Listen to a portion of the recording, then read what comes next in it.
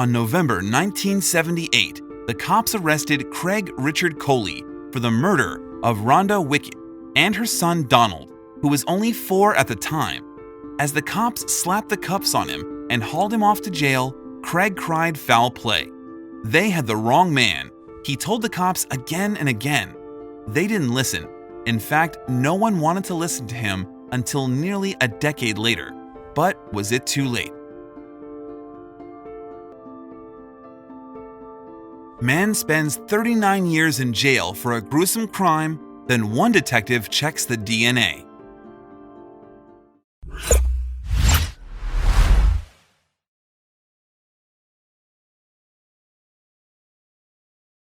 When Craig Coley stood before a jury of his peers, he couldn't believe they were buying the prosecution's story.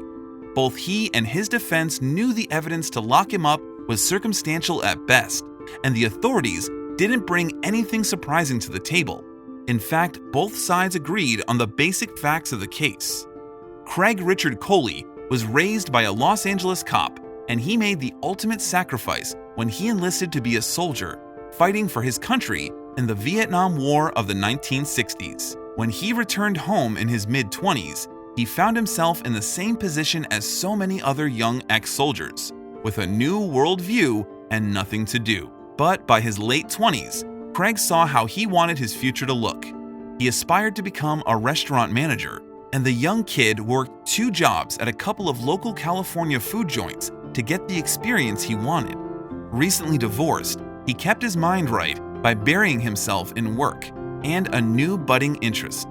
Craig fell in love with Rhonda Wicht, a hardworking single mom of a little boy named Donald. At the time, Craig was about 29 years old and Rhonda was 22. With her toddler son to raise, Rhonda juggled work as a waitress and going to school to become a cosmetician. Challenged by her work ethic, Craig felt right around her. But after dating for 2 years, Rhonda and Craig called it quits. Though they still cared for each other and stayed in close contact. They were still so close, in fact, that Craig was even trusted to hold onto the key to Rhonda's apartment.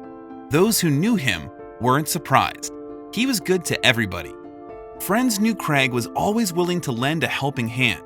Even after breaking up with Rhonda, for instance, he continued to support her and Donald in small ways, tackling tasks like laundry when they needed it.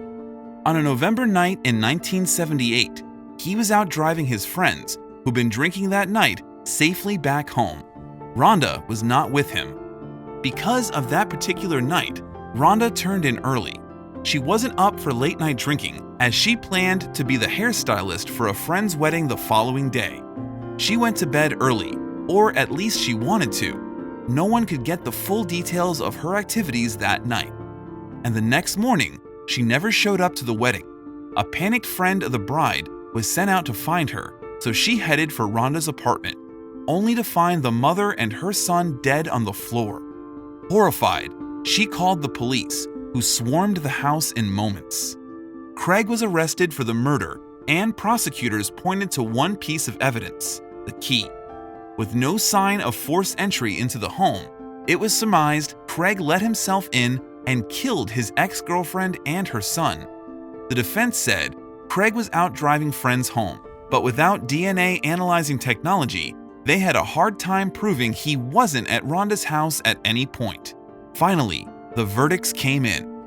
Craig was found guilty of dual guilty charges of first-degree murder, and consequentially, he was sentenced to life imprisonment with no parole.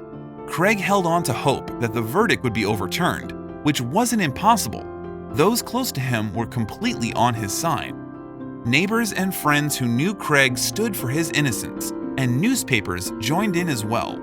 Even the judge who oversaw one of Craig's initial hearings said the guilty verdict was wrong, but he was forced to rule with the jury. With enough support on their side, Craig's parents fought back to save their son from the life sentence. Craig's parents loved and believed in their son, so they dug into all their savings, even taking a mortgage out on their home to pay new investigators and lawyers to work on the case. Sadly, nothing would start to change until 9 years into Craig's sentence, when Detective Michael Bender got involved. Detective Bender was a member of the Simi Valley Police Department so he was familiar with the area, but he hadn't heard of Craig or Rhonda's murder. He was relatively new to the force at the time. In 1987, though 9 years after Craig's arrest, a friend in the department shared the case with him. He was stunned. The way everything was handled was unjust. Back when the investigation was underway, crucial testimonies were considered not good enough and thus were ignored. Evidence leading to the true identity of Rhonda's killer was destroyed. Even Craig's solid alibi of hanging out with friends and driving them home was ignored.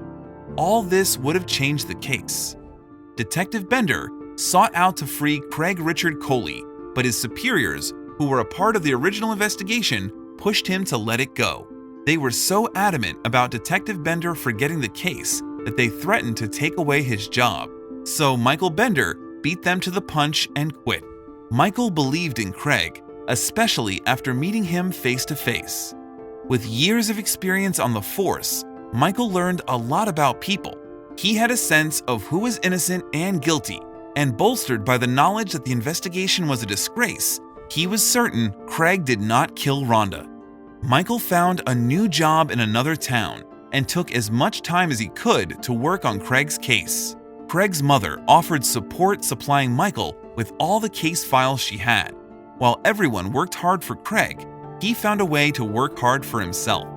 Even in the worst situation, Craig tried to focus on positivity and kindness. He admitted that he had his bad days at Folsom Prison, but he made the best of life after turning to the Christian faith. He started a Bible study group and helped out others in any way he could.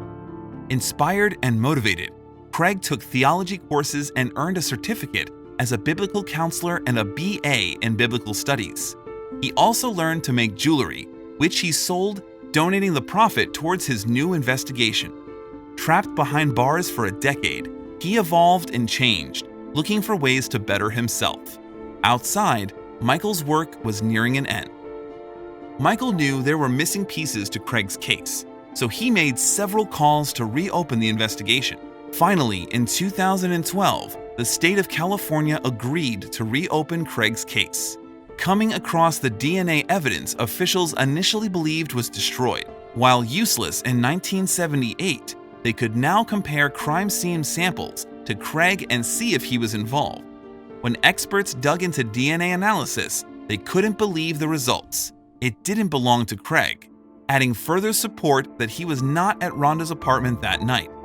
In November of 2017, the Governor's Office of California granted Craig a full pardon, 39 years after his sentence began. It was unfortunately bittersweet.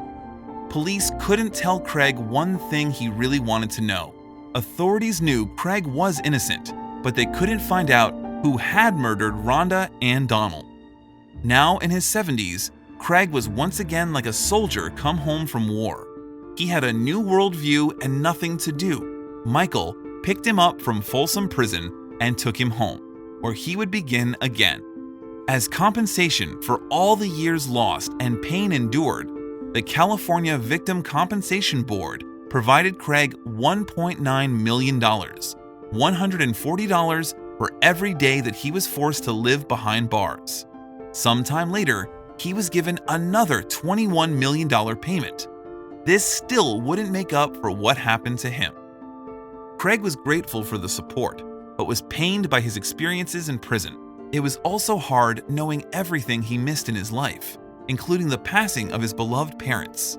Soon after he was freed from prison, Craig visited the gravesite of his mom and dad, whom he never could say goodbye to. It helps to have the support from the Bender family, among many others.